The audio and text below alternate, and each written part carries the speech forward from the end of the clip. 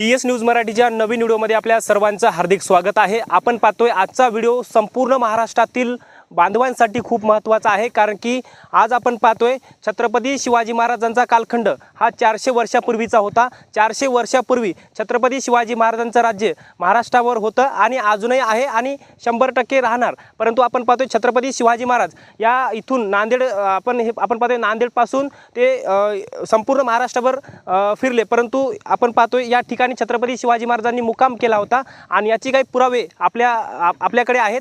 आणि आता पाहतोय आपण आपल्यासोबत आत्माराम दळवी सर आहेत। एकंदरीत तुम्ही सांगताय की ही बारव आहे आणि या ठिकाणी छत्रपती शिवाजी महाराजांनी मुक्काम केला होता आणि कसा घटनाक्रम आहे आणि याचा पुरावा काय आहे? आम्ही गेले 2 वर्षापासून कुणबी नोंदीबाबत मराठवाड्यातील रेकॉर्ड तपासतो। ते रेकॉर्ड उर्दू, मोडी आणि मराठीमध्ये आहे।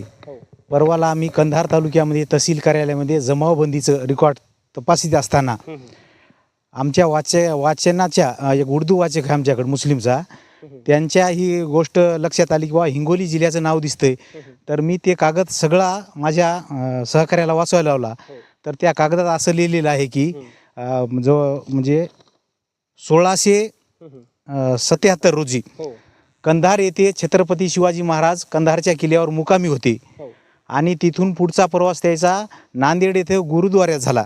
म्हणजे 5/12/1677 रोजी कंधारला मुकामी होते, 6/12/1677 रोजी नांदेडला गुरुद्वारा इथे मुकामी होते आणि 7/12/1677 रोजी नांदेड येथून सकाळी निघून गिरगाव मार्गी आपण ज्या ठिकाणी उभं आहो इथं दुपारी त्यांचं जेवण झालेलं आहे। त्यांच्यासोबत 100च्या वर मावळे होते असं त्या लिखाणामध्ये लिहिलेलं आहे। आज आपण या ठिकाणी उभं हो हे दुपारी त्या दिवशी दुपारी इथं त्यांनी जेवण केलेल्याचा आमच्या पुरावा तसा आढळून आलेला आहे। बरं, हे या बारवेचं महत्त्व काय आहे वेगळं आणि छत्रपती शिवाजी महाराज इथेच का थांबले याचा काही पुरावा आहे का? पुरावा त्याच्याकडे तशी नोंद असेल म्हणूनच त्याने अगोदरच त्याचा दौरा ठरला, कुठं मुक्काम करायचा, कुठं दुपारचं जेवण करायचं हे अगोदरच ठरलेलं आहे। ही या गोष्टीला जवळपास 4.25 वर्षे झालीत। 400 हो 450 वर्षे झालीत। ही 400 वर्षापूर्वीचीच माझ्या मते बारव असेल। ही तुमची मातृभूमी आहे, या मातीला लागलेत, काय वाटतो? अभिमान वाटतो आणि अजून काय वाटतो? निश्चितपणे आमच्या हे माझी कुरुंदा जन्मभूमीच आहे, आमचं मूळ कुरुंदा गावच आहे, त्याच्यामुळं दाभडीचं एक नंतर स्थलांतर झालंय। आमच्या जमिनीला आमच्या बापाचे आमच्या देवाचे शिवाजी महाराजाचे पाय लागल्यामुळं निश्चितपणे आम्हाला त्याचा अभिमान आहे। ही आम्हाला गोष्ट कळाली, आम्ही वाचन केलं त्याचं उर्दूमध्ये, मराठीत मला उर्दू वाचता येत नाही, आमच्या सहकार्याला त्याचं वाचन करायला लावलं, एकदा नाही 10 वेळेस वाचवायला लावलं। माझ्या सगळं ध्यानात आल्याच्या नंतर या गावचे सरपंच आमचे मित्र राजेश पाटील इंगोले यांना पहिली कल्पना दिली। आमचे काका आहेत काशीनाथराव रावण दळवी, त्यांना कल्पना दिली। आमचे मित्र सवंडकर शिवाजीराव यांना कल्पना दिली। परिसरात आमच्या गावात काही कल्पना दिली व असा कागद आपणाला 400 वर्षाच्या पूर्वीचा आढळून आलेला आहे आणि त्या ठिकाणाहून जाऊ अशी कल्पना राजेश पाटील इंगोले सरपंच यांना दिलेली आहे। नक्कीच मित्रांनो, आपण पाहतोय कुरुंदा ग्रामपंचायत अंतर्गत हे येतं आणि हे जे ठिकाण आहे टोकाई माता देवस्थान टोकाईगड आहे आणि इथलचा इतिहास खूप जुना आहे। आता आपण थेट कुरुंदा गावचे सरपंच राजेश पाटील इंगोले यांच्याशी चर्चा करणार आहोत। सर, काय सांगाल, तुमच्या ग्रामपंचायत हद्दीमध्ये येतं हे आणि छत्रपती शिवाजी महाराजांचे पाय तुमच्या गावाला लाभले, तुमच्या ग्रामपंचायतला लाभले आहेत, काय वाटतं? नक्कीच आम्हाला अभिमान आहे, छत्रपती आमचं दैवत आहे आणि ही टोकाई माता देवी जवळपास 350-400 वर्षापूर्वीची स्थापना झालेली आहे आणि तेव्हापासून हा टोकाई गड इतिहासामध्ये ज्या काही गोष्टी आता जी आत्मारामजी दळवी यांनी सांगितल्या ते मराठा आरक्षणावर खूप त्यांचं मोठं काम आहे आणि त्यांनी कुणबी नोंदी शोधण्यासाठी नांदेड जिल्हा असेल, परभणी असेल, हिंगोली आणि मराठवाड्यामध्ये त्यांनी जवळपास मराठी कुणबी नोंदणीसाठी बरंचसं काम केलेलं आहे आणि त्याच्यात त्यांना जे त्यांनी सांगितलं की याला नाही कुठल्या गावाला कंधारला तिथं त्यांनी रेकॉर्ड शोधत असताना आमच्या टोकाई देवीच्या पायथ्याशी जी बारव आहे ही 350-400 वर्षापूर्वीचं बांधकाम आहे ते आणि तिथं छत्रपती शिवरायांचे पाय लागलेत, त्यांनी इथं जेवण केलं याचा आम्हाला सार्थ अभिमान आहे।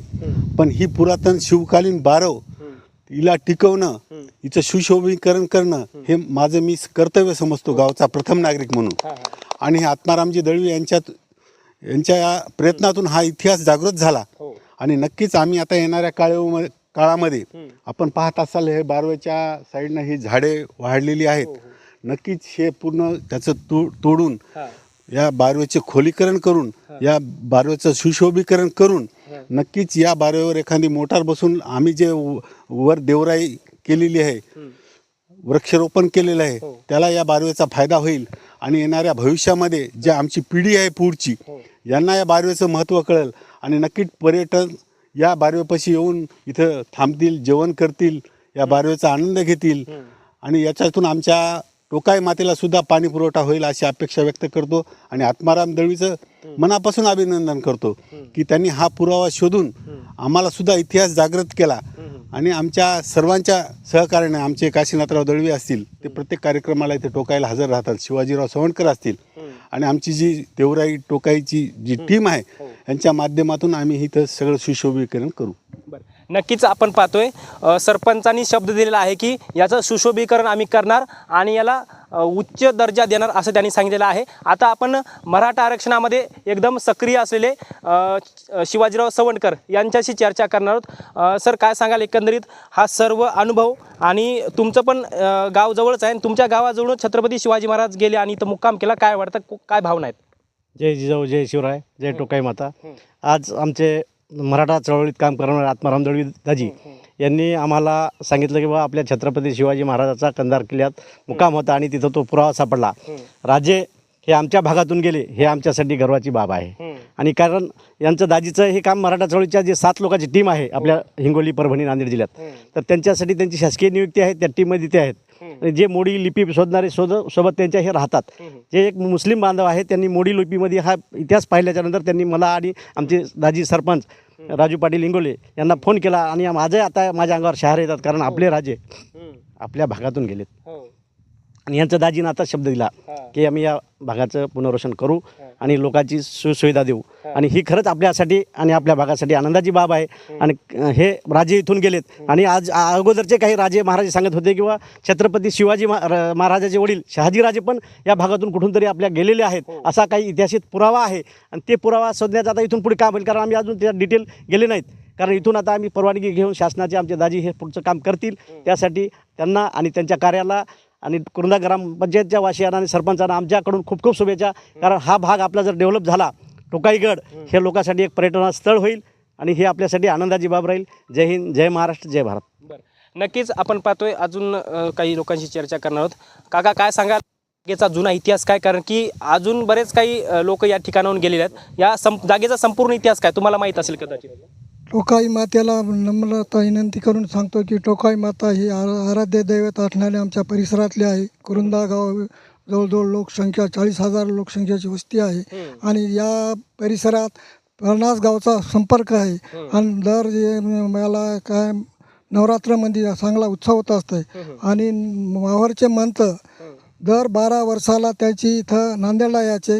नांदेडला येऊन गंगाची आंघोळ करायची आणि आंघोळ करून काय करायचं, या मार्गाने याचं कुठून गिरगाव, मालेगाव आणि ही टोकाई गड म्हणजे इथं ही टोकाई म्हणजे सगळ्या देवीची मोठी बहीण आहे. आणि या मार्गानं हौश पूर्णवला ड्युट्या येतात, या देवीला भेटायला येतात. त्या कारणानं शिवाजी महाराजाच्या इतिहासानं शिवाजी महाराज इथं यायचे आणि या इथं मुक्काम करायचे आणि इथला आनंद घ्यायचा. आमचं म्हणणं एकच आहे की इथला आमचे राजू पाटील इंगोले याच्या घराण्यात जवळजवळ 4 पिढ्यापासून पद आहे आणि ते सरपंच पद आहे. आणि पुन्हा गावचे नागरिक असून सगळ्यावर गोर गरिबावर असं सगळ्याला समाधान एका जीवानं सांभाळणारे असे राजू पाटील, त्यांचे वडील निरंजनराव पाटील आणि त्याचे आजोबा म्हणजे सुलभाजी पाटील हे असे घराण्यातून चालत आलेलं आहे वारसा. आणि आम्ही कुरुंद्याच्या असून दाबडीला आलो. पण इथं दर याला नवरात्रमध्ये चांगला उत्साह होत असतो. इथं पवलेलं, रोट्या खाल्लेल्या, आनंद घेतलेला आहे. पण तुमचं बालपण गेलंय? हो, राहण्यात हां, माझा आनंद घेतला तुम्ही? हो, माझं वय म्हणजे जवळजवळ 75-76 वय. हो हो. बरं.